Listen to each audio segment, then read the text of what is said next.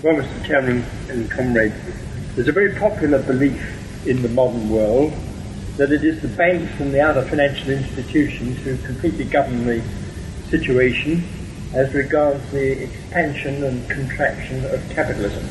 That's to say, a lot of trade union people believe this too, and the Labour Party.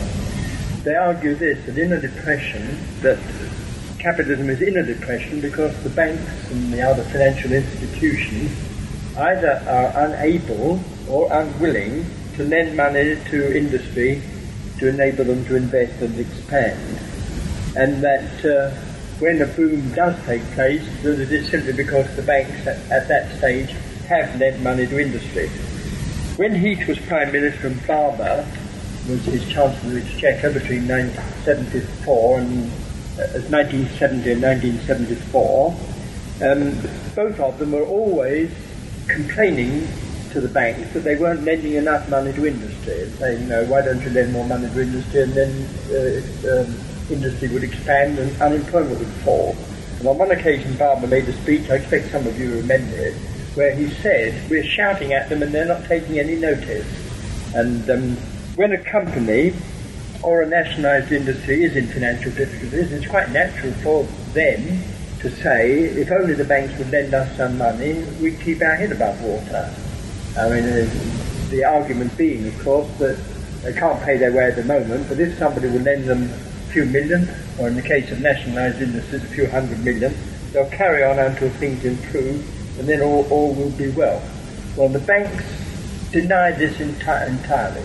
The banks say that, generally speaking, they've always got money that they could lend to companies, and that they can only lend it to companies if companies want to borrow it. And the banks say that, in fact, at the time that Heath and Barber were complaining, the bank's answer to it was that the companies weren't, in fact, going to the banks and trying to borrow money. And they weren't going to the banks to try to borrow money for the simple reason that they didn't want to expand, and they didn't want to invest more, and they didn't want to expand more because they couldn't make a profit out of it. 2 or 3 years ago, the Times ran a campaign, likewise attacking the banks and the insurance companies and the pension funds, and saying, look, why don't you lend more money to industry? Then companies would expand, and British exports would increase, and there would be fewer unemployed, and so on. And they got a very sharp answer from a man who was chairman of one of the financial institutions. He wrote in reply to the Times and said they weren't lending money to companies because companies didn't want to borrow it, and companies didn't want to borrow money because they had no plans for expansion, and that they had no plans for expansion because they couldn't see any field at that time in which they could invest more money profitably.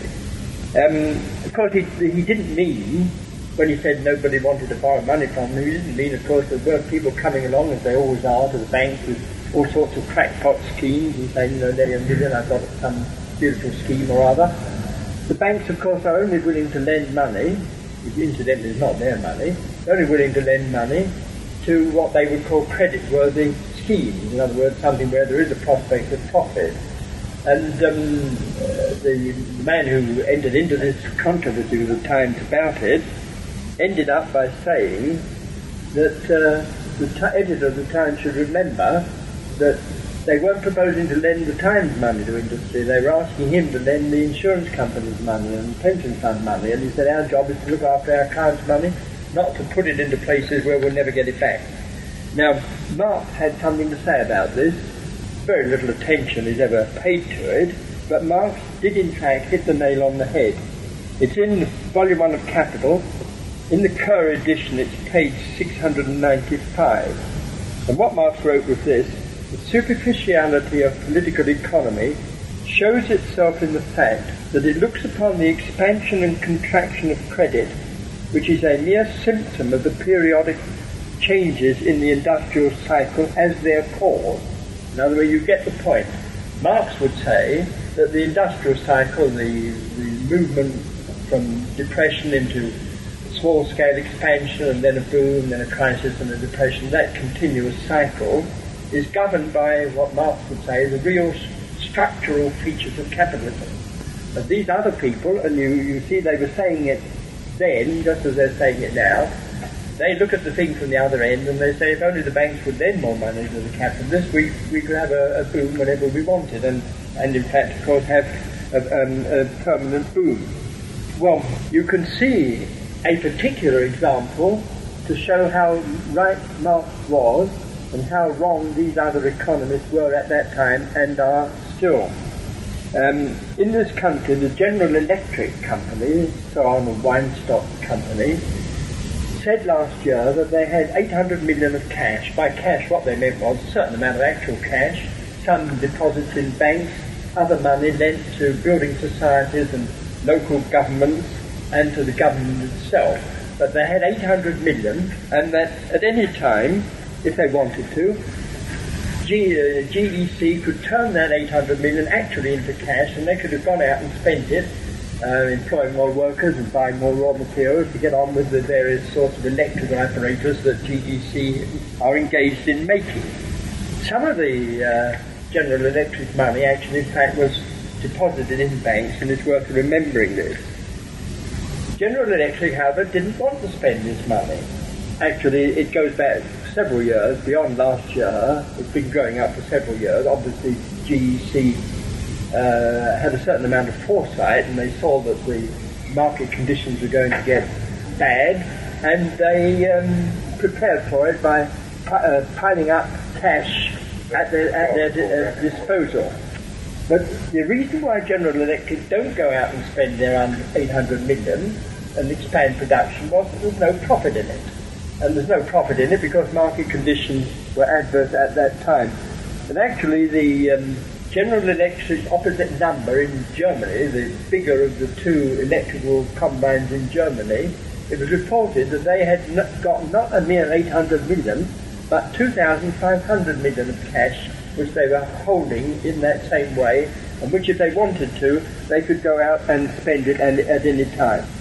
Then, now what is it that enables capitalists to invest and expand production when they're in a depression, turn a depression into a boom? Marx spelled it all out in real physical terms, and Marx named three things. He pointed out first that capitalism cannot expand unless there are unemployed, what Marx called an industrial reserve army. If there isn't an industrial reserve army, and some capitalist industry tries to expand, all they can do is to pull workers out of the other industries. Whereas if there is a reserve, they can get the workers they want without interfering with the rest of production. Now the second of the two requirements for expanding production is that there must be some quantity of raw materials and other things available. General Electric, for example, couldn't suddenly start expanding if at that particular moment there just were not any of the sort of materials on the market that General Electric would want. Well, normally there is always a certain reserve of raw materials of various kinds, enabling industry to expand when the conditions are right. Thirdly, because there must be factory space available and machinery available for companies that are expanding their plants to take on the new machinery and increase production. And Marx wrote about this, is on page 693, the technical conditions of the processes of production themselves, machinery, means of transport, etc., now admit of the rapidest transformation of masses of surplus product into additional means of production. You get the view, the things I've mentioned, that you've got to have an industrial reserve army, you've got to have unemployed, you've got to have a certain quantity of raw materials and these things available, and that if the missing factor comes into play, that is, the prospect of making a profit, capitalism can quickly expand production and turn these masses of surplus materials into means of production, that is, into machinery, factories and the rest of it. But if the physical means of production are not there, then production can't be expanded. Now this goes quite contrary to the belief of the people who think that if only the banks would lend money to industry would expand. You get Marx's point that there's no use promising money to industry to expand if there isn't an industrial reserve army, if there isn't certain quantities of raw materials and factory space and so on for them to do it. If the physical conditions aren't there, the fact that somebody is offering to lend the money won't make any difference to the situation. And there was an example of this in the 1950s, towards the end of the Attlee government. They started a rearmament program. It was part of the Cold War. They wanted to increase British armaments, and Parliament agreed to make a very big increase in expenditure on armaments. Well, a year later, Attlee reported to Parliament that a very large part of the money that had been voted to expand armament production had not been spent, and the additional armaments had not been produced. And he then explained why this was. It was because with unemployment very low and the shortage of materials, they couldn't have expanded armament production unless they closed down a lot of other production to do it. In other words, coming back to the situation that Marx explained. Incidentally, it was Aneurin Bevan, who was Minister of Labour at the time, who got out a booklet for the Ministry of Labour on various incentive schemes for increasing productivity, in which Aneurin Bevan was urging the British workers to adopt piecework and things like this so that they could increase production and make additional armaments possible. Because of course, rather shocked some of Aneurin Bevan's admirers who thought that Aneurin Bevan was a cut above the average young politician. But when the physical conditions do exist for capitalism to expand, then ask yourself why, even if the banks are willing to lend money to industry, you don't get the expansion. And of course, you come back to the question that Marx emphasised all the time: what induces capitalists to invest more or to expand the production in their factories is the prospect of making a profit. And if the prospect of making a profit is not there, it doesn't take place. And the fact that banks may or may not be willing to lend the money is not going to make any difference to the situation. It's also worthwhile remembering that companies are not, or all of them, or even most of them, dependent on the banks. You've got the General Electric case. It wasn't General Electric saying to the banks, lend us money, because General Electric were lending money to the banks. They had quite a lot of money on deposit in the banks. The situation was precisely the reverse. But it was that General Electric didn't want to spend that 800 million because there was no prospect of profit. And incidentally, of course, when there is a prospect of making a profit in an industry, banks can raise money directly from investors, don't even have to go through the banks. Banks are a convenience, but they are not a necessity. And you'll notice at the present moment that while a lot of industries are depressed in this country, the oil industry isn't depressed. And hundreds or even thousands of millions are being invested in the expansion of the oil industry in this country, and nobody now complains that the banks aren't willing to lend money to the oil companies to do this. Actually, investors are queuing up, so to speak, at the present moment to lend money to various oil companies to get on with this business. So, just in conclusion, it's a reminder that here is a popular superstition that Marx demolished 100 years ago, and nobody seriously has ever answered Marx on the subject, because so obviously Marx was correct on this particular point. Any questions on that now? I don't know whether you... Well, I now come on to what was the main thing tonight, and that is this question of taxation in the working class. In the second issue of the Socialist Standard in October 1904, there was an article by Fitzgerald called The Bogey of the Taxes. It argued that the amount of taxes and rate and the kind of taxes are the concern of different sections of the capitalist class and don't matter at all to the working class. The taxes the article dealt with were indirect taxes, taxes like VAT, because at that time they were the ways in which the government raised most of its revenue, on taxes on sugar, tea, beer, spirits, coal, various other things like this. And the government at that time raised hardly any money by income tax. And in any event, none of the workers in 1904 came within income tax rate. So that article in October 1904 dealt with the indirect taxes, and did not deal with income tax because it simply wasn't necessary at that time.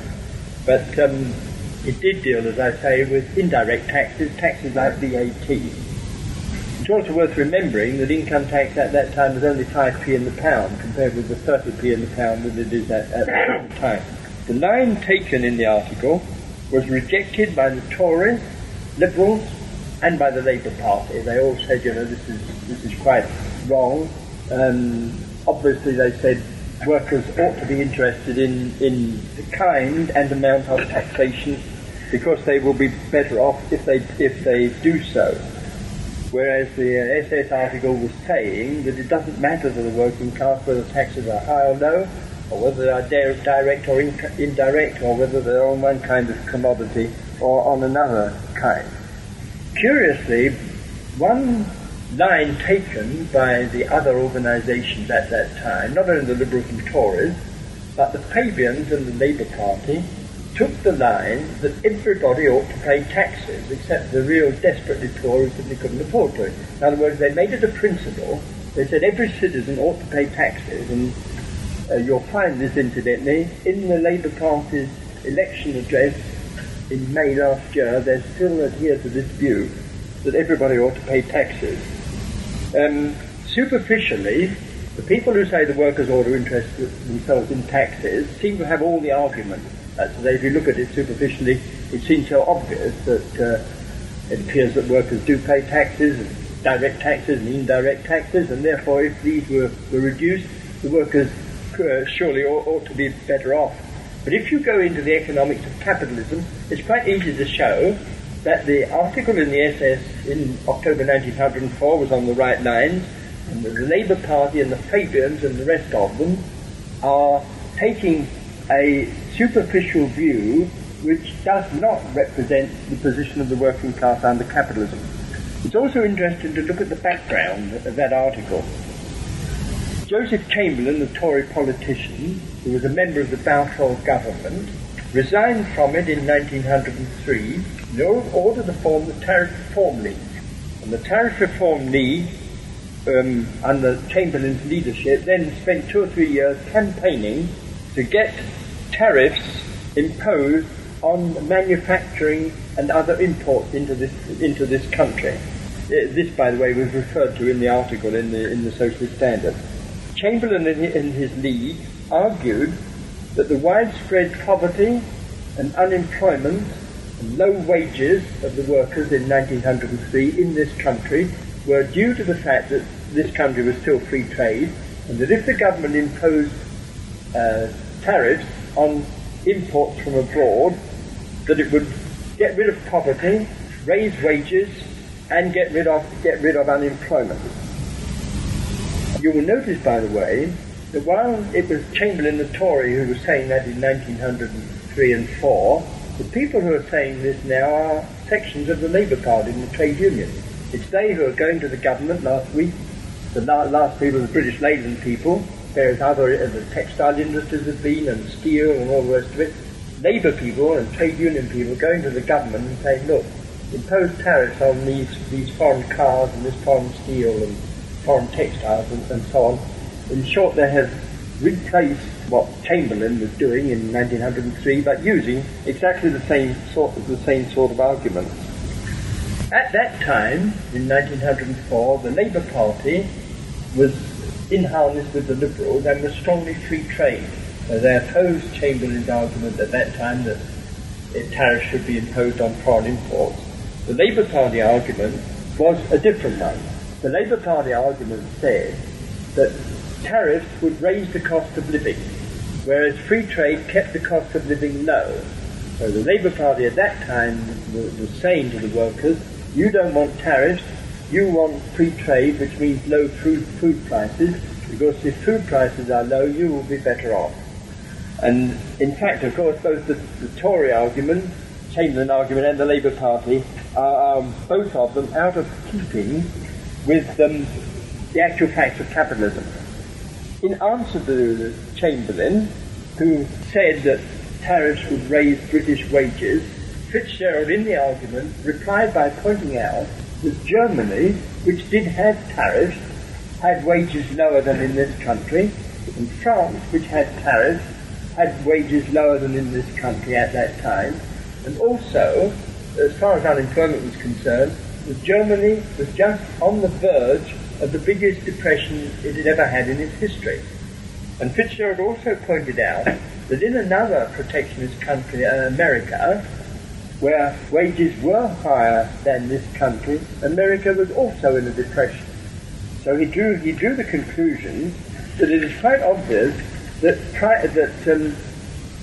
unemployment and poverty and so on are not determined by the question whether you do or do not have protection.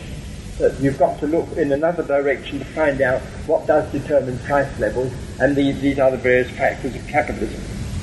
Now, when you come to the case Fitzgerald put, and which is still the valid case, it is really quite a simple one.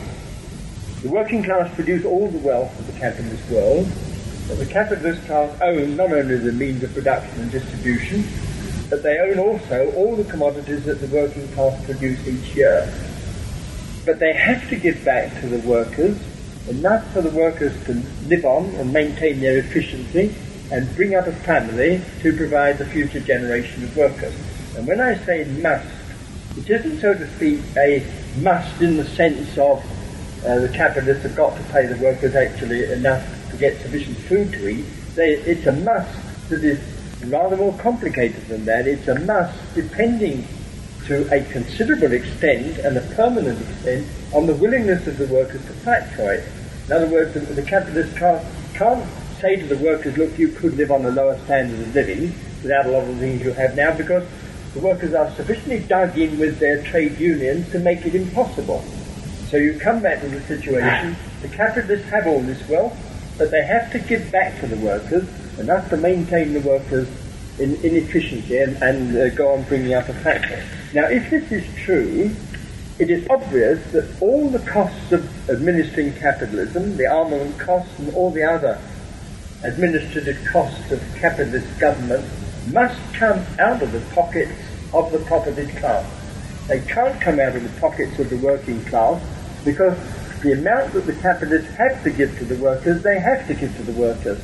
And the capitalists can't say, look, we've had to give to the workers, I get a figure like, an average now of, say, 70 or 80 pounds a week, and then say, although we have to give them 7 or 80 pounds a week because we can't force them to accept any less, we are going to make them take less because we've got a heavy taxation bill. They simply can't do it. So it is a perfectly simple case that the burden of administration, capitalism, which is governed by taxation, must be a burden on the people who own the wealth that the workers produce, and not on the working class who produce that wealth. I just offer a word of warning here. It's one I've given before about this. It's the point made by Engels that whenever you're dealing with economic theories, you've got to remember that in the nature of economic theories, you must never push them to too fine a point. What this argument says is that the working class as a body are not the people on whom rests the burden of taxation. But it isn't answered if somebody comes along and points out that certain individuals or certain little groups do happen to be better off in the opposite direction, or if they come along and say that in the adjustment to a new taxation or the abolition of the taxation, that there isn't some short period when some of the workers are temporarily better off. I might even take this particular case. If the government go on changing taxation law, as they have done in the last 10 years, having 2 or 3 budgets a year and complicating the taxation system, presumably it's very good for the Inland Revenue staff. They get a larger staff and more promotions. But you see, we're not concerned with things like that. That this is an economic law, but you must treat it reasonably and remember that it refers to the working class, not to what may happen to certain exceptional individuals. Also, what can happen from time to time, while the argument may be quite valid, certain other things may be happening at the same time that obscure it. At the present time, in recent years, inflation, of course, obscures this. It just makes it difficult for you to see what's going on, that's all. It doesn't alter the validity of the argument. Now let's first examine the assumption that wages in general fall when prices fall. You see, this is part of the argument. The argument made in the SS article at that time was that if prices fall, wages come down with them. Now, is this a valid case? Well, actually, there was a very clear-cut case in between the wars, between 1920 and 1926. In those 6 years, the index of retail prices fell exactly 30%. And by a curious coincidence, the wage rate index in the same year also fell exactly 30%. Now, I mean, this may seem that you are carrying it too far. It was just a strange coincidence that the figures happened to come out the same. But the unions made efforts to resist it. There were quite a lot of strikes in 1920, 21, 2 and so on, and general strike in 1926, but it didn't make any difference. Prices had come down and wages had to come down because the employers were in this position. You imagine the effect on employers whose selling prices suddenly fell by 20 or 30%, wiped out the whole of their profit.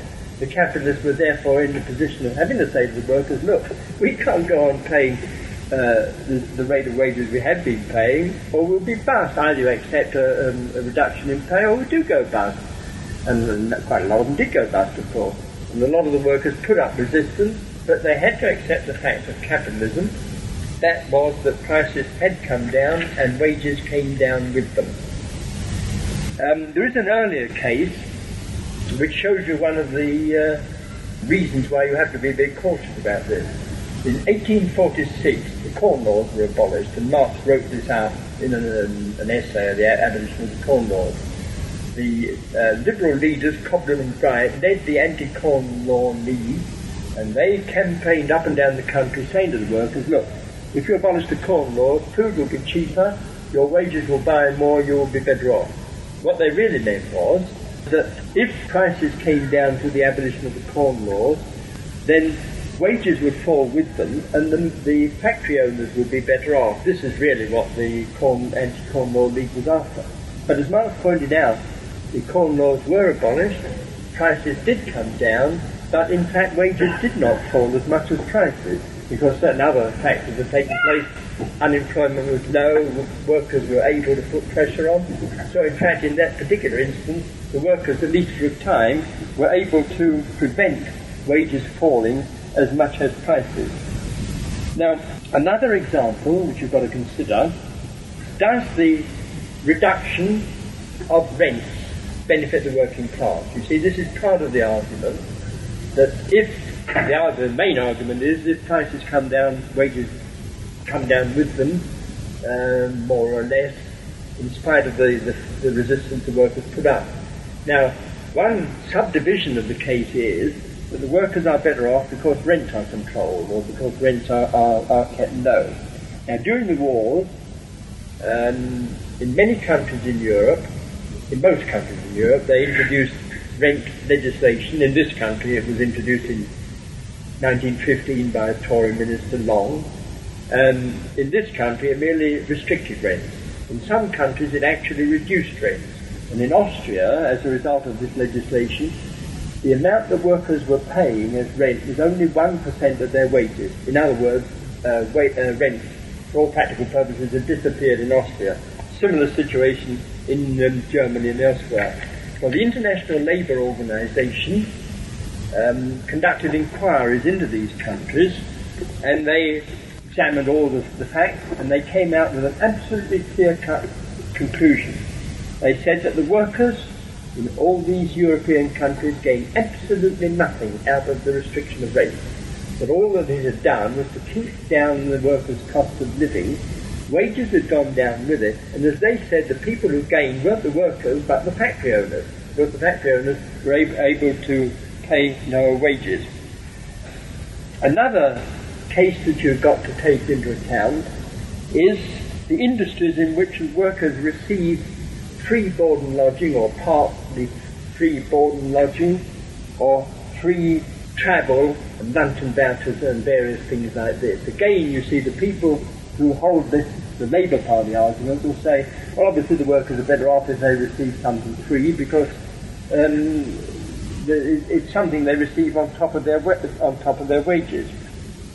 But in fact, as it's quite easy to show, these supposed three things do not increase the workers' total wage. 100 years ago in this country, there were millions of workers who were in this position. Most of the agricultural workers, all the domestic servants, most of the shop assistants and a lot of other workers actually lived in their employers' premises. They got free board and lodging or partial free board and lodging. But if you then look at what happened to their money wages, you'll find that these were the industries with the lowest money wages in the country. In short, they weren't getting the free board and lodging on top of their money wages, they were getting the free board and lodging in place of their money wages, and their money wages were correspondingly low. Take agriculture, for example. About 100 years ago, say the wage for a man, agricultural worker, averaged about £1.25 a week, which was something like this.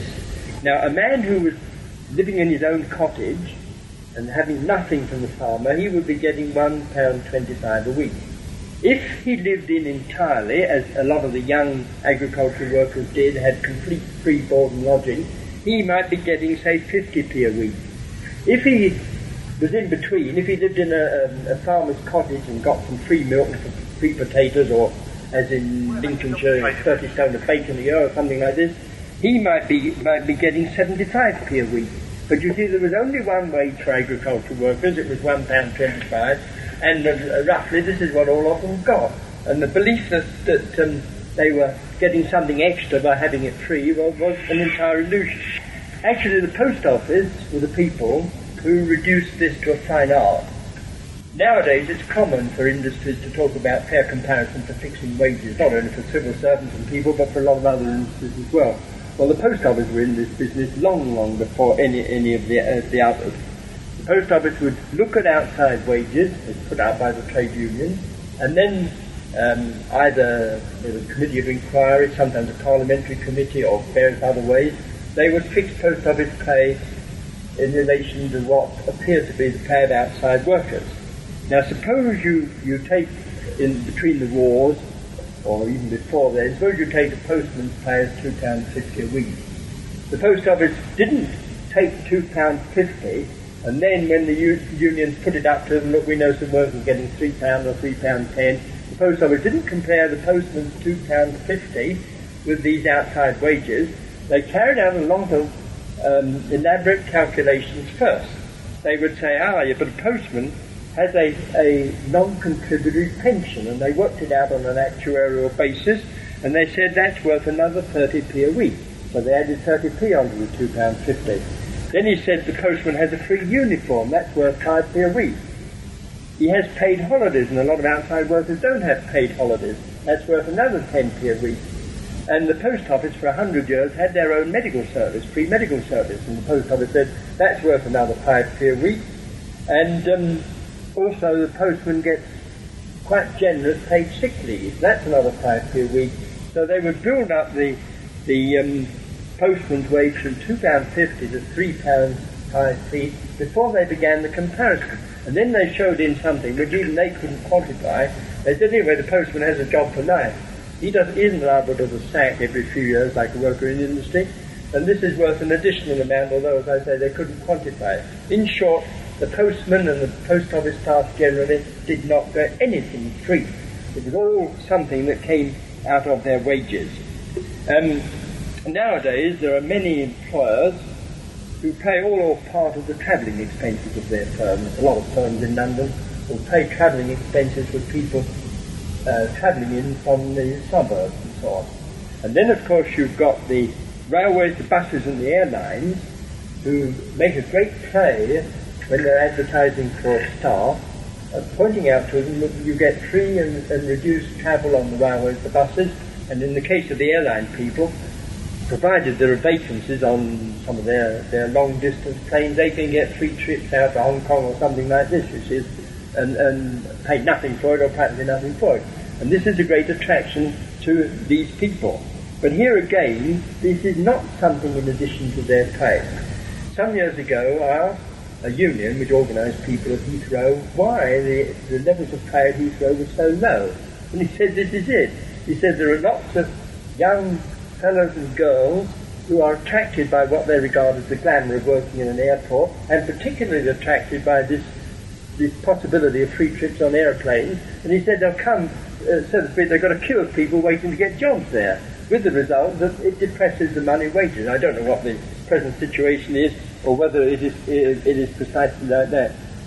There also, of course, have been schemes for introducing free travel in London, so that all workers in London will be able to travel to and from work free. And the TUC has backed such a scheme. And again, those who support the scheme argue as if it came into operation, wages would remain the same and the workers would get this free travel on top of it, so to speak. But in fact, it would simply operate to reduce wages. And you can see how this would in fact take place. The civil service, a lot of banks and the local authorities have what they call London waiting. And it is calculated, in the case, for example, of the civil service, you have a national rate of pay for the civil service, and the London waiting, which is given to the people in London because, as they argue, rents are much higher in London than they are in most of the provinces, and secondly, travel is much more costly in London than in the provinces for two reasons. One, they argue that the fare per mile is more in London than it is in the provinces, and secondly, that people in London have to travel much larger distances to and from work than they do in smaller towns in the provinces. And it's on this basis that London waiting is calculated. Now you see what happens. At the next review, which takes place every year or so, at the next review of London waiting of all these people, the employers will point out to them, and they won't be able to argue about it, that if free travel came into operation in London, London waiting would come down correspondingly. Incidentally, this general argument is discussed by Engels in his pamphlet, The Housing Question, which is worth looking at, where Engels points out that any change which reduces the workers' cost of living generally will inevitably operate to depress wages accordingly. Now, looking at the reverse question, do wages rise when prices rise? Which, of course, again, is part of the essential argument about taxes not being a burden on the working class. Since 1938, prices in this country are on average about 14 times what they were in 1938 at the present time. But wage rates and earnings are, in fact, have risen considerably more than 14 times what they were in 1938. It isn't quite as good as it looks, because what you've really got to look at is take-home pay, and the way PAYE is organised, take-home pay does not increase as much as gross pay. But even then, when you've made allowance for this, take-home pay has increased on average for the workers in this country by more than the 14 times that the price level has increased. In the 1950s, the American Department of Labour, their people in London, set up an inquiry into what had happened to British workers' wages, and they collected all the information, and they came out with this conclusion, which was wanted by the American government for looking at this problem at home in America.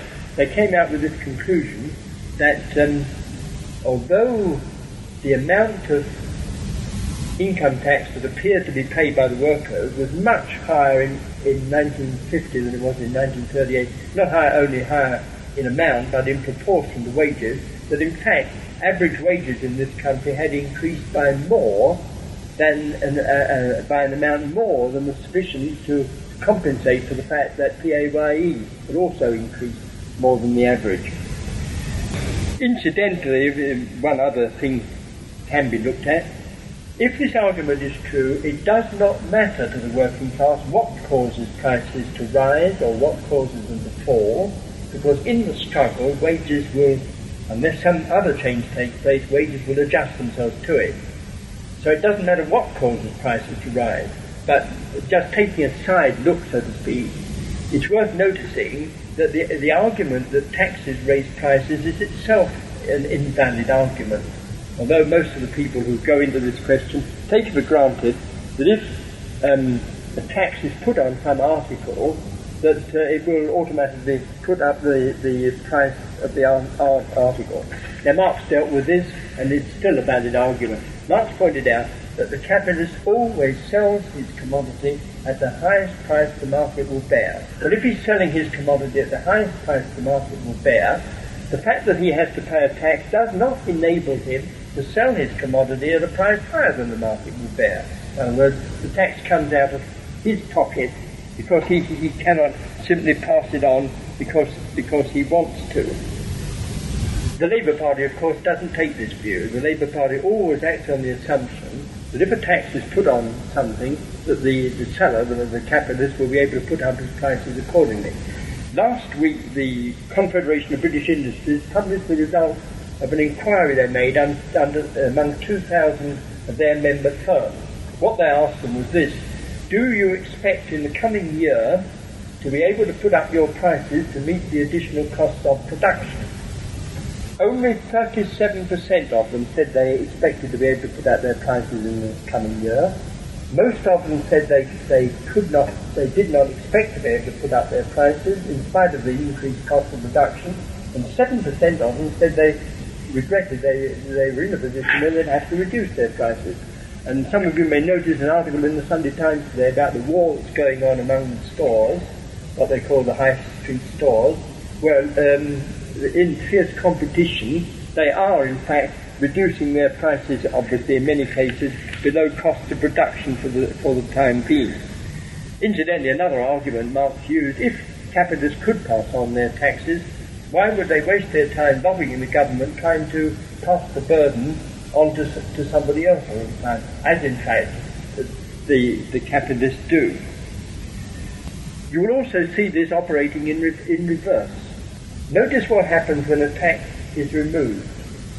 In the article in the Socialist Standard in October 1904, one of the cases used was the petrol tax in Australia.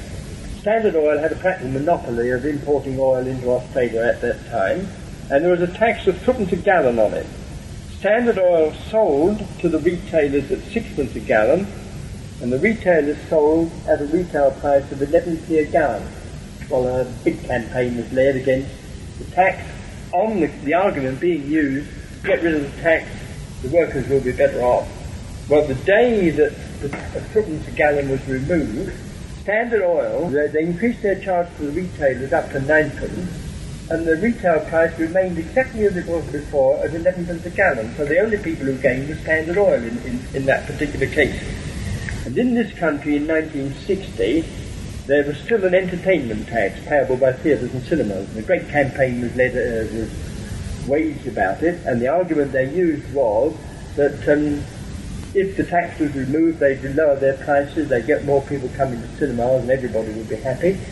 Well, the tax was removed in April 1960, and the Ministry of Labour figures about the effect on prices showed that not only did theatre and cinema charges fall, but the cinema charges in particular went up after the tax was removed. They didn't go down. I mean, this again confirms the general argument.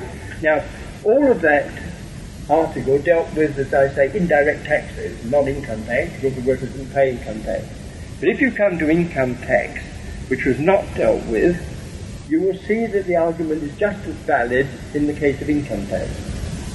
All through the 19th century, the workers in this country paid no income tax. There was an income tax, though it was very low, but workers' wages were so low they didn't even come into the range. But at the time of the Crimean War, an attempt was made to bring workers into the range of income tax. Various interested political parties argued it, and the government looked into it, and it was rejected for two reasons. First, the Inland Revenue people objected to it. They said, look, if we have to collect thousands of small sums from thousands of workers, it will cost us more to collect the tax than we should get out of the tax. It's certainly not worthwhile. But the employers also opposed bringing workers into the range of income tax.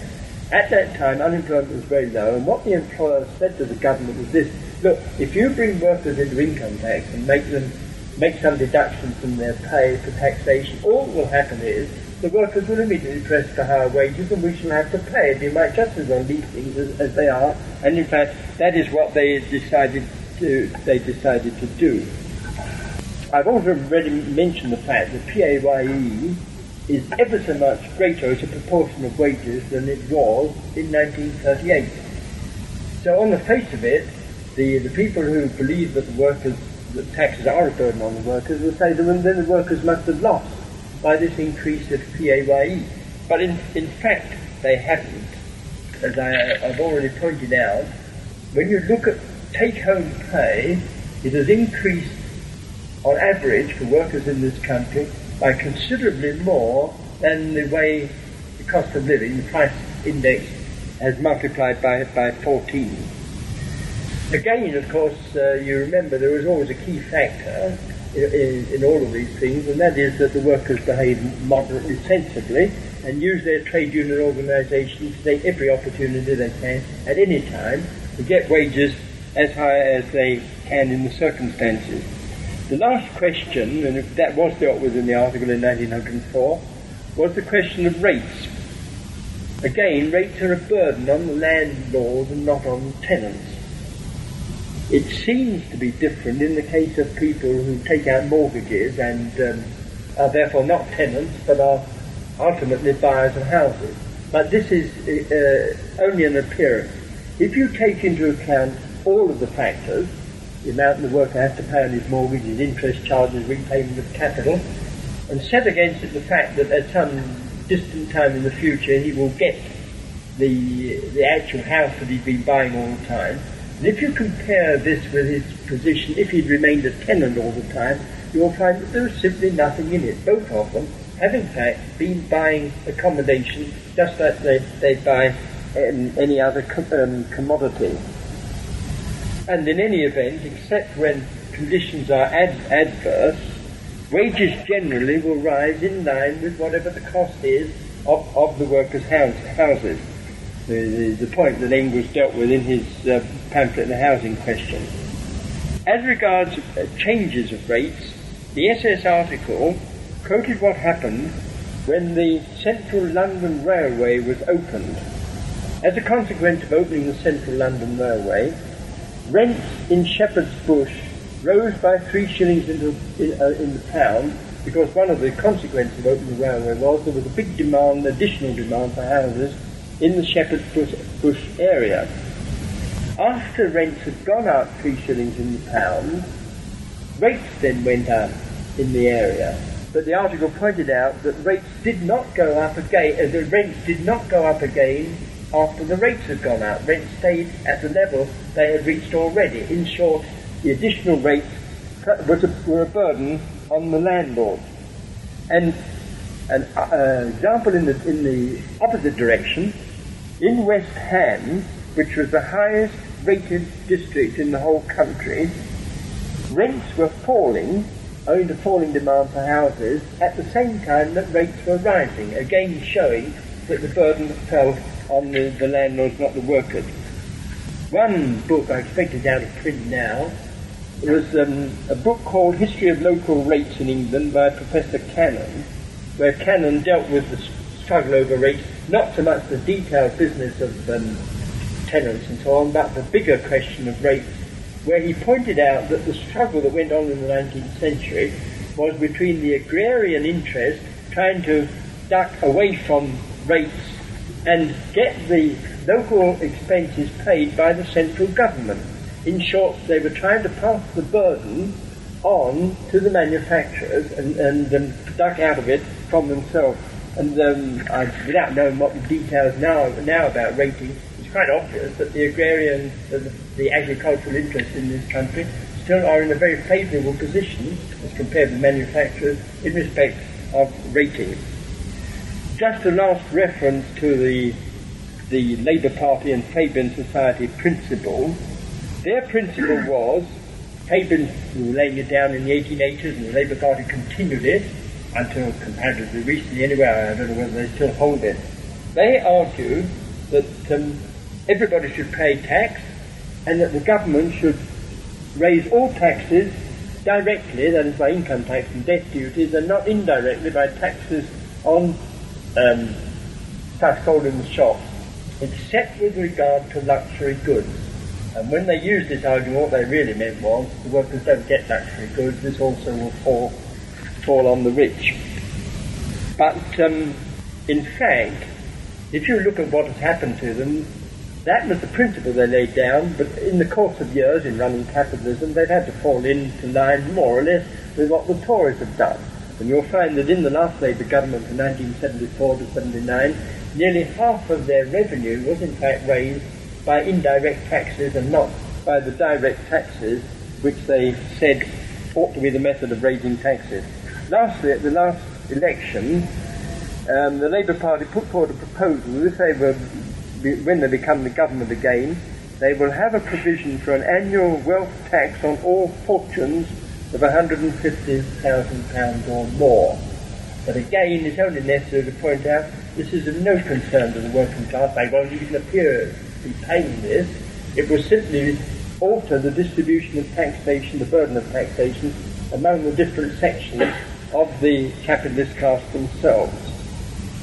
Only one last word in conclusion. All of this, as I said before, depends on the workers behaving reasonably, making what use they can of trade union organisation, and not let themselves be deceived from time to time into accepting and approving incomes policy to keep down wages.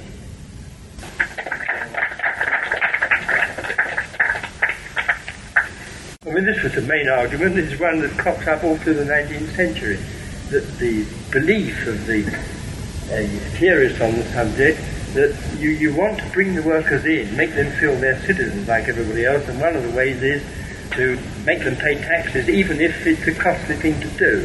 The only other factor that operated in PAYE was that for various reasons it is simpler for the Inland Revenue people to collect a lot of small sums of money by having it deducted by the employer.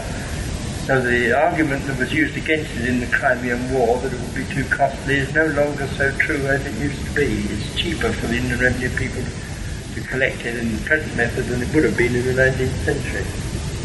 When did you think that? PAYE 1940 or thereabouts. And by the way, the scheme was devised for the government by a trade union, the Inland Revenue Staff Federation. Yeah. Yes, what I got to say, going to sea, it was always on our account of wages, 35 pence in the pound, marked income tax. One time was 20 pence in the pound. I notice all the seamen, they used to say it was a lot of burden, and it was too. And when you come to a capitalist getting taxed, they could afford it, but we couldn't. Now I put it this way. If it was so for a capitalist, it wouldn't work out that way. 97.5 pence in the pound, the government, and he has £1 million coming in a year. That's £975,000 the government would take, but only 2.5 pence the pound. The capitalist will be left with £25,000 a year take home, and I say that's more money than he can spend. Doesn't work out that way. This point about the workers being brought into the state and made to identify, I don't think this can be seen too much as a kind of a conspiracy thing, though, because it's the working class, as you pointed out, the civil service union devised this scheme, and terms like no taxation without representation, and also workers talking about paying taxes and providing for the state. This has been a demand of the labour movement. It's never, as far as I'm concerned, been one that's been thrown down from government. Well, only in the case of the Crimean War. On that occasion, it was some irritated capitalist politicians. They said that the workers were taking an interest in the war, and they sort of said in irritation, if they want to be interested in the war, let them pay for it. So they then said, bring them into taxation, but the employers didn't want it. Well, I don't know what you've got in mind in particular, but from time to time, the distribution of wages, as it were, though it's not really, it's a rather misleading term to use. What happens from time to time is that some workers at some time do better, and at other times other workers do better. Now, you've got a campaign on now. You've got the Tories, a lot of Tory MPs, and a lot of other workers saying, look, the civil service are doing better, the civil service are getting paid more than other workers. Well, go back 10, 15 years, you had the civil servants saying, we've fallen behind, which was equally true. The people who did best during and after the war were the factory workers. And the people in the service industries, civil service, local authorities, railways, buses, post office, did then comparatively badly. And then you get it reversed. And the same thing happened between the wars. When prices were falling from 1920 to 1930 and thereabouts, merely because of the actual mechanism by fixing civil service and post office wages, post office and civil service wages didn't fall as much as outside wages did. Like the textile workers, sometimes fifth or more amount of work, and the steel workers and all the rest of it, their wages came down with a run, and they then said, look, the civil service and the post office are doing better than us, their wages haven't come down as much as ours. And the Geddes Committee was set up to look into it, and they actually imposed reductions on government staff to bring the workers down to the position of the factory workers. Now, I would say that the spread of wages in lots of industries is much wider than it was when conditions were more stable. See, if you've got a long period of time when prices don't change much, or even when they're falling, I think it's probably true, I wouldn't like to give the reason, but I think it is true as a fact, that the spread of wages is not nearly so great as it is now. If you look at the inquiries that are made from time to time, there was one in 1970, you'll get an average pay. Someone will say, look, the average pay in engineering is £60, somewhere about £60 a week, and you'll get an enormous range of it. I remember at one time, somebody made a special inquiry into engineering pay in Coventry, and they said they found that pay of engineers in Coventry was double or treble what it was in some of the smaller towns and different parts of the country, in spite of the fact that on the face of it the engineers had a national rate of pay. But now, of course, Coventry is in real trouble. All their very, very high rates of pay have come down the run. Concede that in doing some rounding up and down, wherever they could, they worked against the workers. I don't think you can explain the fact that prices now are 14 times what they were in 1938 and say this is all due to decimalisation. So the new ones are 2.4 times the old one. But this only operates when they're actually changing over. But you see, before Britain went into the European Common Market, the price level was already about 10 times what it was in 1938. That had nothing to do with decimalisation. And of course, where you're dealing with average figures about average pay and average price level, this doesn't really enter into it. You're dealing with whole pounds and fractions of pounds. But I know what you're arguing is the sort of thing you get in phone-in programs on various radio programs of people saying, look, they changed it over and they, instead of rounding it to the nearest point downwards, they rounded it to a higher point upwards. Well, right, that's part of the business. But now again, the thing I referred to in the Sunday Times today, the price is coming down very, very rapidly due to the fierce competition of stores. Is it decimalisation is going to save them there? Reduce prices. Well, you're saying about the part about the reserves on the unemployed. That was one way of getting them, and also from other industries. But also they was written from overseas as well, wasn't they? They've done this, yes. That also, you see, from their point of view, is a reserve army. They call on it when they want it, and as Marx pointed out, having called on it when they want it, then the depression comes and they suddenly say, look, we've got too many people here. And as you know, a lot of European countries in the present depression are trying to get rid of their guest workers, send them home again. Not much comment on there, but I do remember, of course, one of the examples of you're not having to push these things too far. Theoretically, as economists used to say, if you've got a completely free market, then wages find their own level, so to speak. But in fact, if you look at the pay of different grades of workers in different parts of the country, you'll find that a lot of them, I mean, I know one of them that I had to look into on one occasion was the pay of factory cleaners. You might say, so to speak, all factory cleaners do much the same sort of work. If you had conditions of a free market, cleaners would find a level of pay for themselves, but in fact there are enormous differences. And it often depended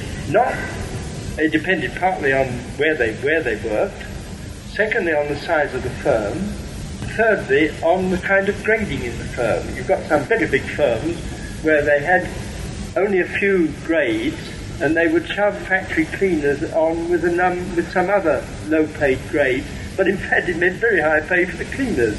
So you don't get these things working themselves out, to a fine point. And what I've got to say about guest workers going home, there'd be a lot of, the same as in England, there'd be a lot of Turkish people there. There'd be a lot now would be German of like Turkish descent. They can't send them home. They're not guest workers anymore. They're growing up people again.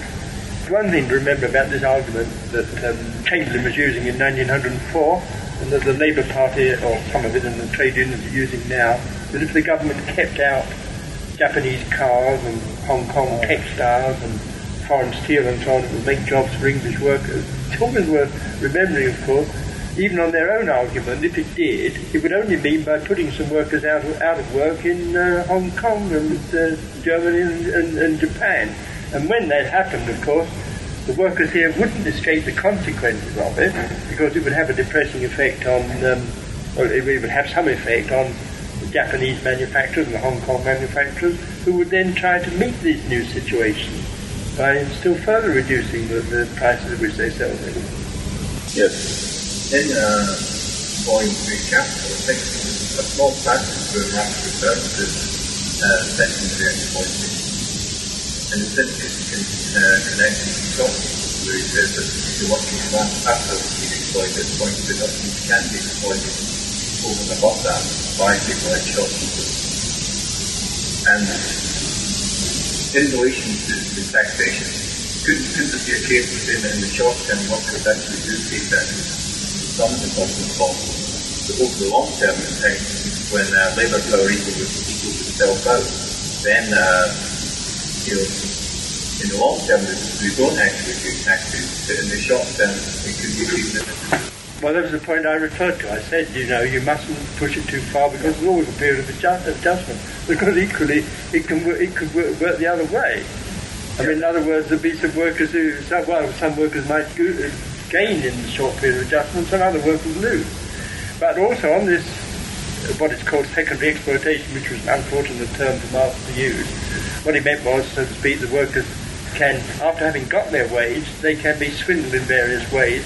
This is a point Engels deals with, and very, very well, in the housing question, where Engels points out that if there does arise in some neighbourhood a particular form of swindling of the workers of this kind, as soon as it becomes sufficiently widespread, this becomes a factor in the worker's wage itself. In other words, wages will adjust themselves to it. That being swindled will become part of the cost of living of the working class.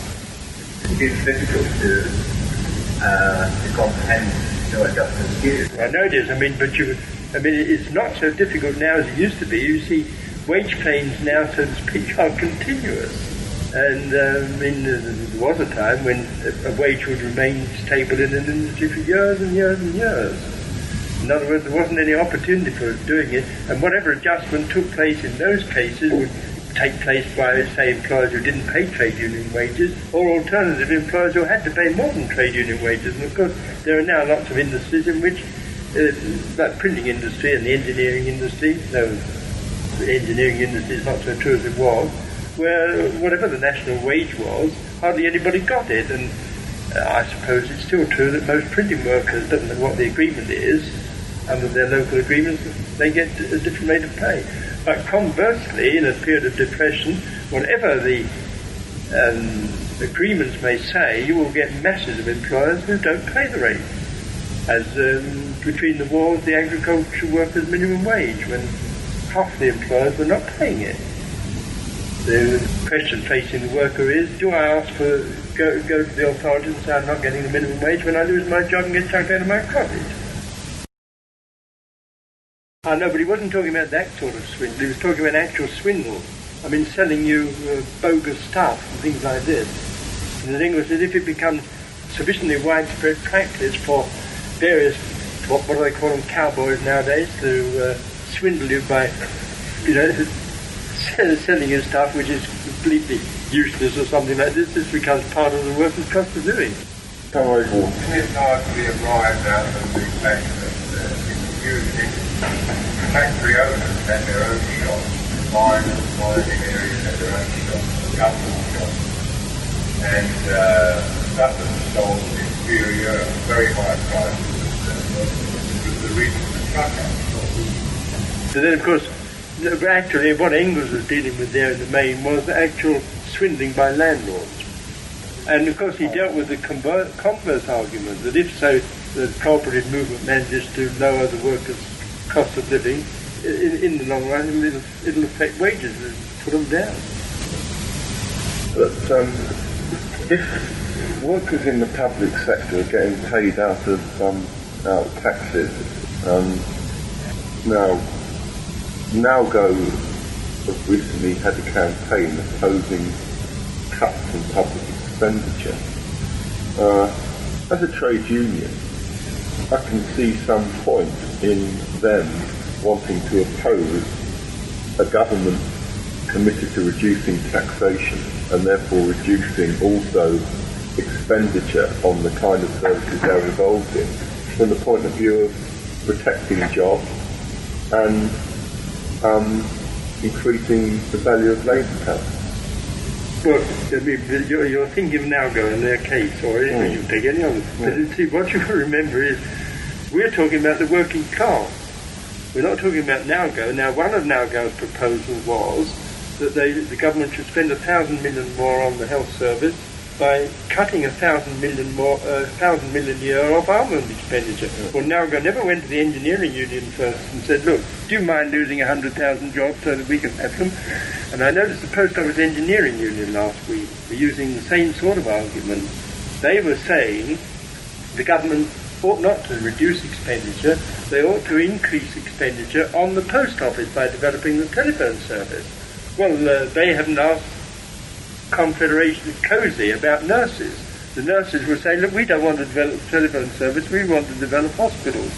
But of course, the basic weakness of all of this argument is it's done from a purely trade union point of view. I mean, each sectional trade union, and if Nowgo come along as they did and said the government should spend an additional 7,000 million a year, they have to say where the money is going to come from.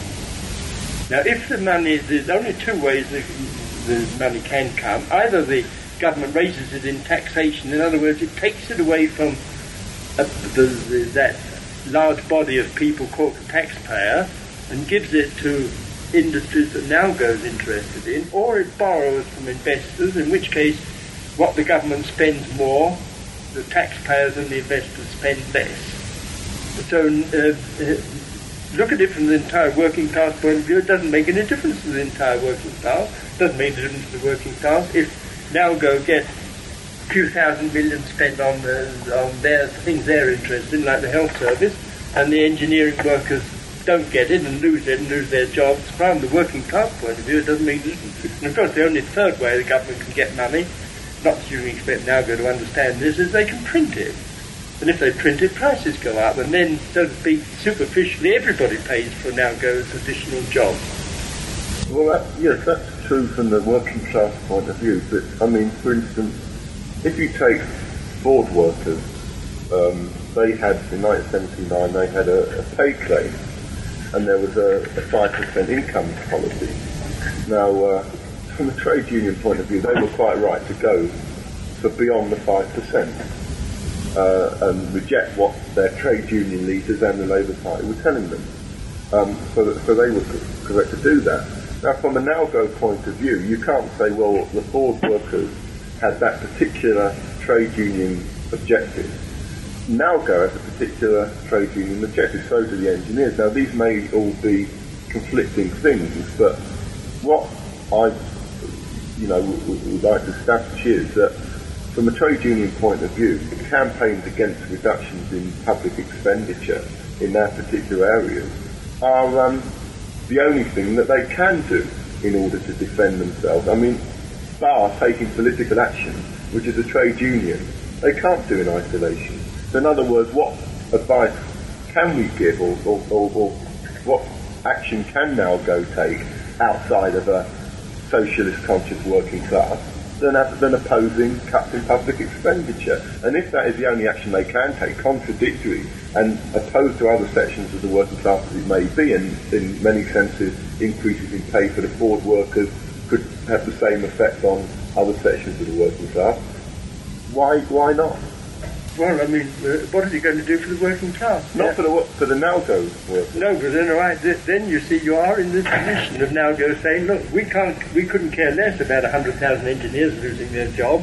We want the government to spend less on armaments and spend it on the health service so that we can have jobs. Yeah. Well, I mean, this is friction between the working class and simply doesn't get them anywhere. Yeah, well, what advice other than that? What else can Nalgo do except take reductions in people working in the public sector,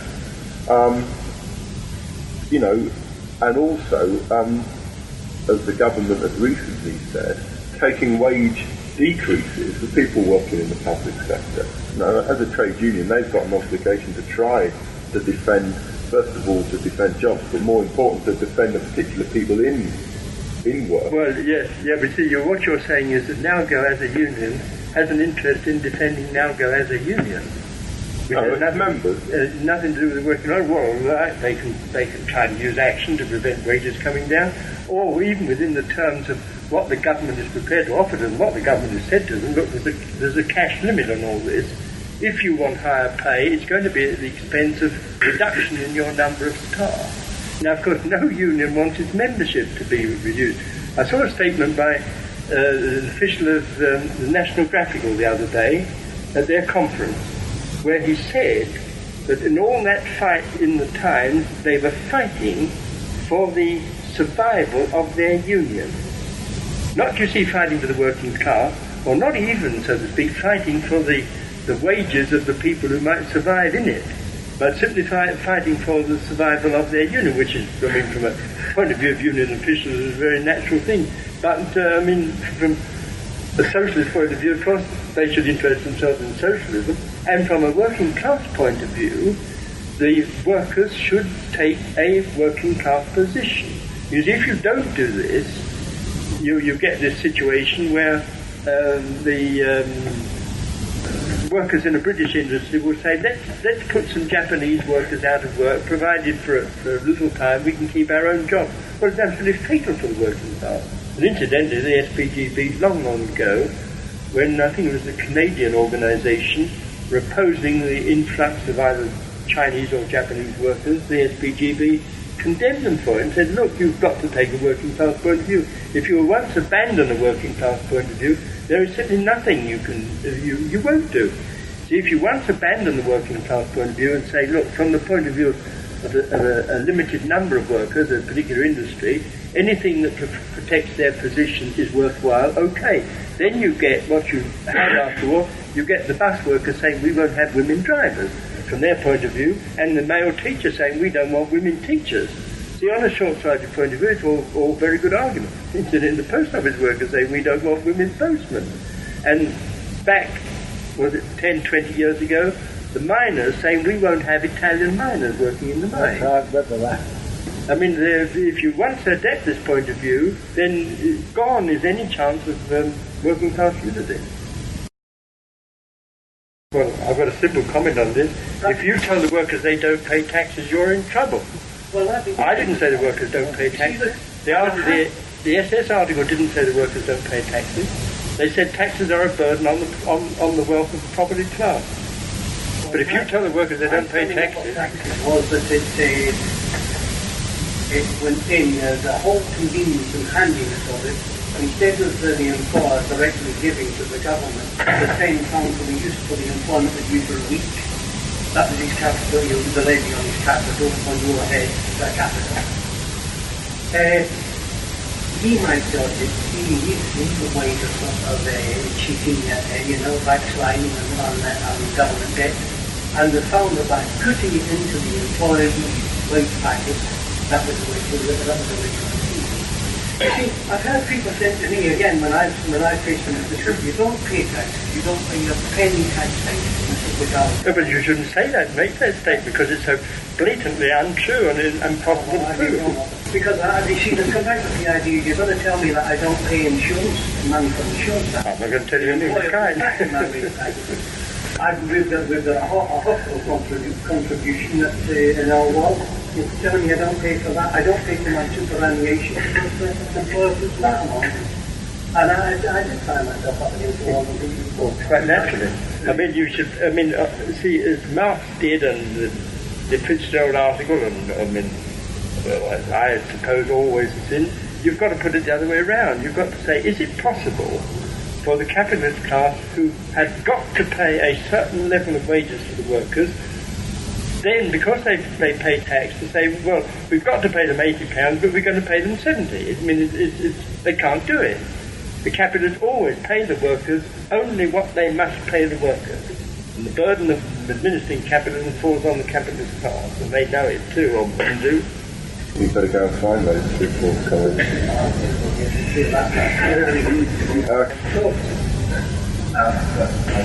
On the question of trade union activity being divisive and what's moving away from the question of protecting jobs themselves by finding proposing government cuts on the question of straightforward pay cuts within a certain industry, didn't Marx show that that has no bearing on the pay in other areas? In other words, we can make a direct pay cut in one industry, trying to tighten the wages there, and it needn't in any way be divisive insofar as it's not actually necessarily making things worse for workers in other areas as well.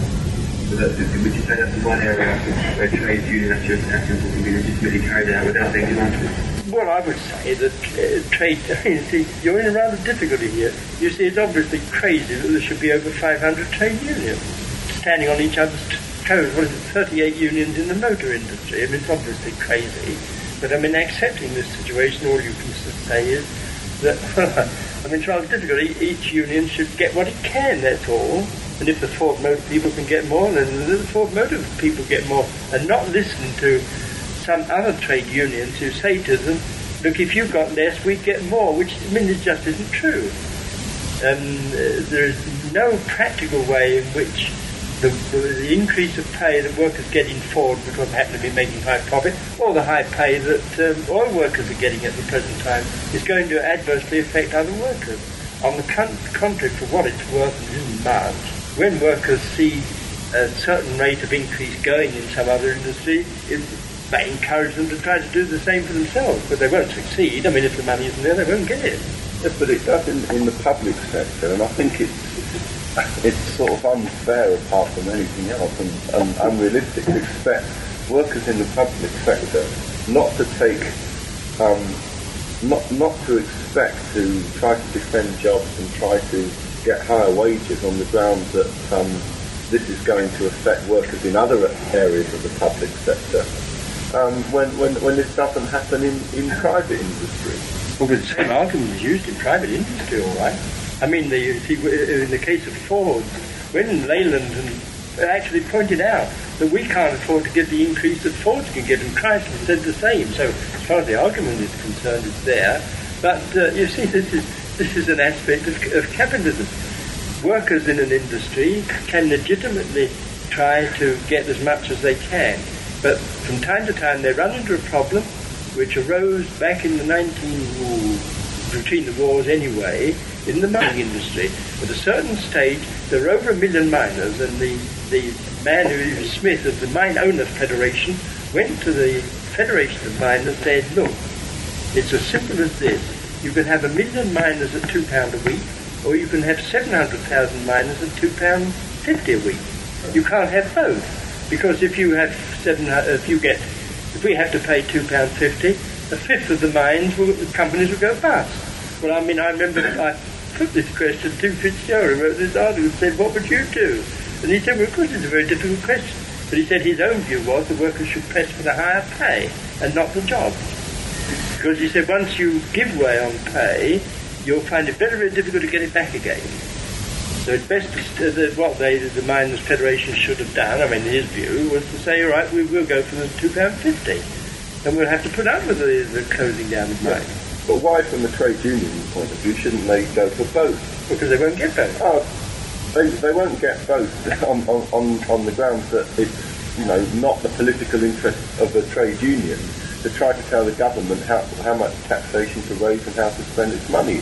But as a trade union, I would see that was their particular economic interest at that time, to try to tell the government how much taxation to raise and how to spend its money. Yeah, but you see, wait a minute. NALGO are in the same position as the other government unions. The government has said to them, there is a cash limit.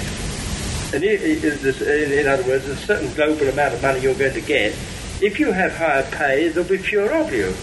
If there are more of you, you won't get the higher pay. And the government's in a position to dictate it, and the government can do it. But you see, incidentally, NALGO are only putting half the picture. When NALGO said we object to the government running a policy of cutting government expenditure, at the back of their minds, what they are saying to the government, and what the TUC is saying to the government, we want you to go back to the old Keynesian rubbish. Well, from our point of view, neither the new Milton Friedman rubbish nor the old Keynesian rubbish are any good to the working class, that's all. Could you comment on that point on the equalisation of the tax law? What was that? I don't know if it's from experience, but he said that taxation was equalised out once was the cap to the fact that it employed so many units of production. Well, I mean, I don't accept the argument at all, you see. I mean, because it starts on this assumption of saying that the workers don't pay taxes. Well, the argument should never be put in, I would say the argument should never be put in this way, because obviously a worker who's had PAYE deducted, well, it's no use saying to him, look, you haven't had it deducted, you said, I've paid it. What you say is, from a working class point of view, the capitalist cannot pass on the burden of taxation to the working class, because the working class... No, that's a particularly good point. How is the tax burden itself amongst the capitalist class? What is the impact? They're competing with each other, oh yes. I mean, in other words, they're all trying to pass the buck to somebody else. See, reluctantly, the oil industry accepted this increase of the oil tax. The banks were able to dissuade the government from putting an extra tax on the banks. But the whole system of taxation in this country, and I suppose in other countries, what happens is that when some industry is making super profits, the government steps in and cleans them off, as they did with the entertainment tax. And when there came a time when the receipts from the entertainment tax were really not worth collecting, and the government scrapped it. If the entertainment industry moved into a situation again where they were booming, as of course they were booming during the war, the government will reimpose the tax. Whatever industry is making extra profits, the government will step in and take it. And the employers in that industry will try to prevent it. I mean, like the brewers will always try to pass the buck to the tobacco people, or the tobacco people will try to pass it to somebody else.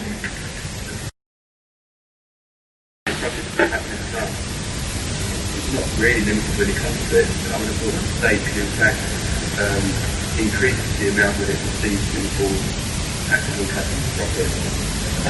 So therefore there isn't a cash limit.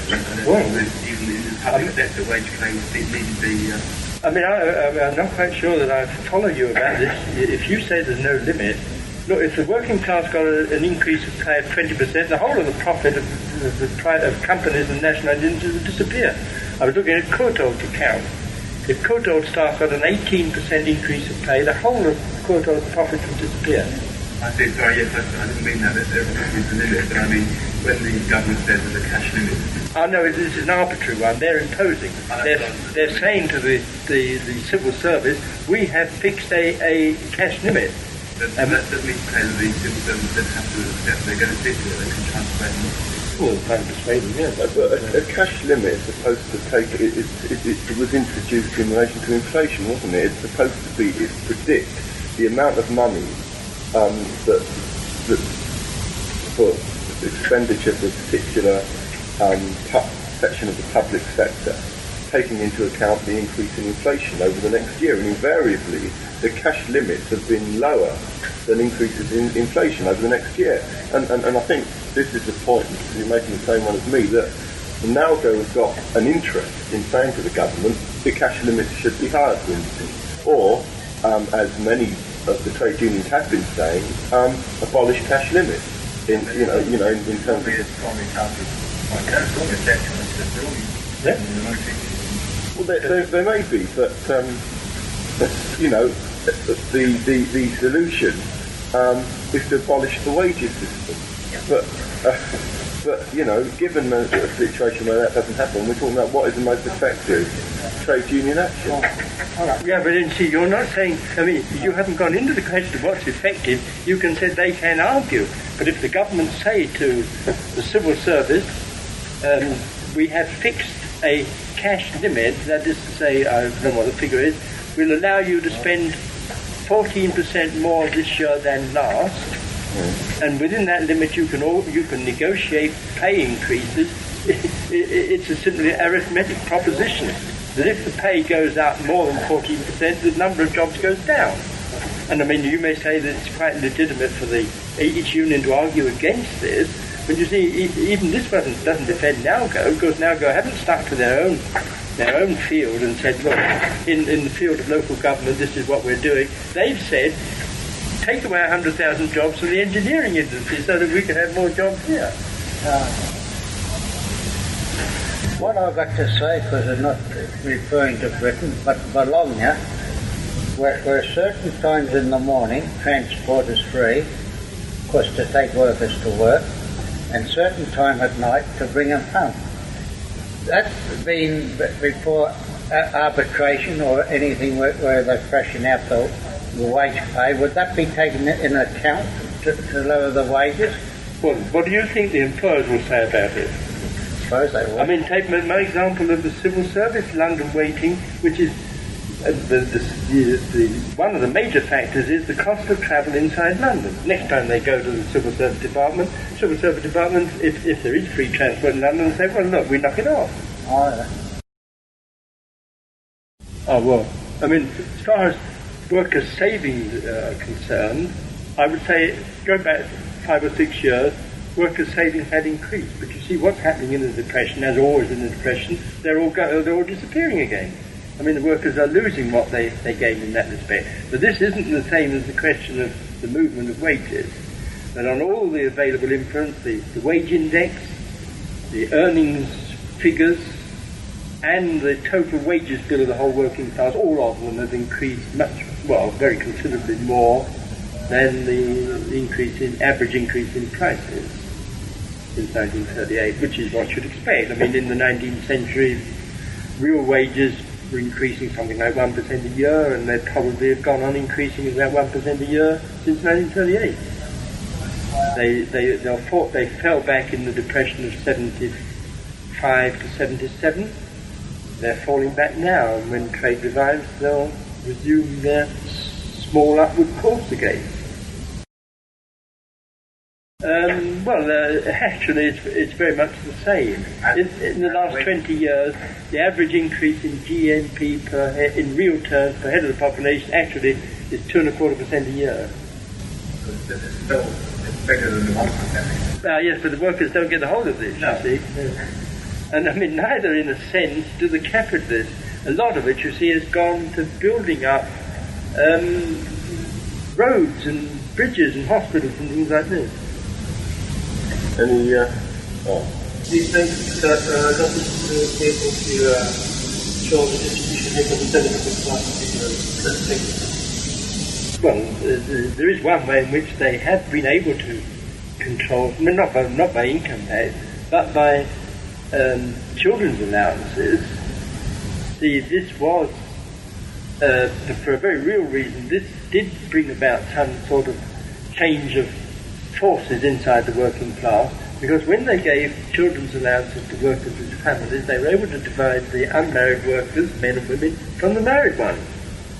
The married ones would say, well, look, at a particular moment, we don't want to go on strike, we're getting children's allowances now, we're a bit better off. And so you get a division of opinion among the workers. I'm not saying it was done for that reason, although Eleanor Rathbone, who advocated it, she had that sort of thing in mind.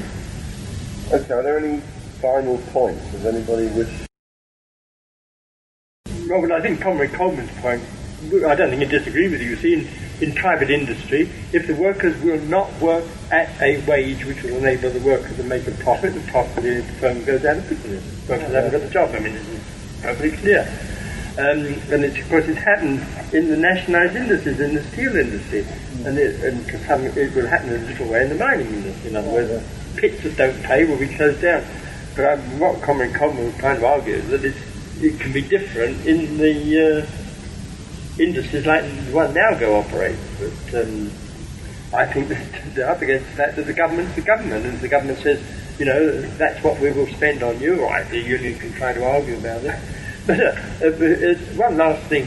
This question I put to you, at least this statement I made to you about the miners back in the 20s, when the mine owners said, you know, you can have 1 million jobs at £2 a week or 700,000 jobs at £2.50. What do you think about it? I mean, that was Fitzgerald's answer. He said, you know, I think the union, it's a very difficult thing, but they'd better stick to the money, not the jobs. Did a similar thing in the you have 1,000 jobs. Yeah. Union naturally. Yeah, of course, from the union's own point of view, the union as an organisation wants the job. Any further comments, contributions, or questions? Only it all illustrates the limited power of trade unions to do anything for the working class as a whole. Well, that's right. I mean, what they can do for the workers, they can do when capitalist conditions make it possible. When capitalism is booming, the unions can do something for the working class as a whole, or practically all of them. When capitalism is in the depression, as Marx used the phrase, the workers contest the situation. In other words, they should try it out, because the employers may be going a bit further than in fact the employers intend to go, and the workers should try it out. But obviously there is a limit to what they can do. Yes, what I've got to say, you take on seafaring. The Americans just after the war were pushing their wages up and up and up. Well, they were strong all right, but all of a sudden they just slung them under the flag of convenience, because they thinking themselves the big boys.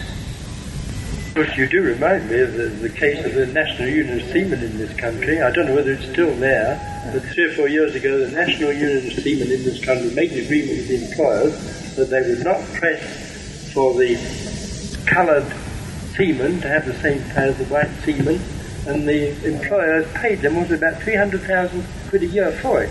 Now, you see, from the white seaman's point of view, they may say this is good trade union practice.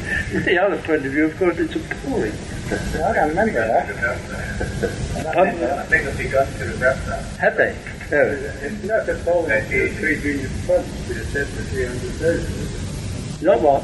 It's not appalling for the trade union funds to the set That's right, they set 300,000 for the employers on condition they didn't press for higher wages for the coloured seamen.